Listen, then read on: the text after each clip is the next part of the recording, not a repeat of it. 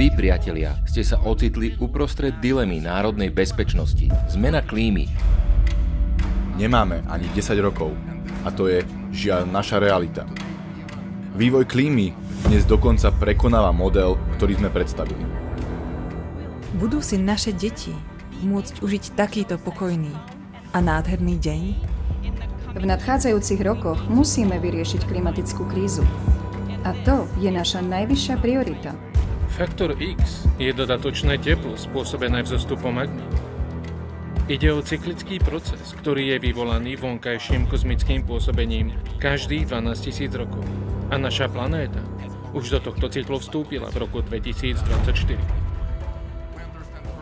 Veľmi dobre chápeme, prečo sa to deje. A uvedomujeme si, že je to antropogénnym faktorom. Znečistenie oceánu mikroplastami spôsobuje, že sa oceán zohrieva oveľa viac ako predtým.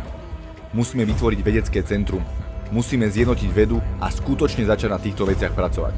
Pretože to je nepriateľ číslo 1, ktorý prichádza práve teraz. Zabudnite na zajtrajšok, je tu už dnes.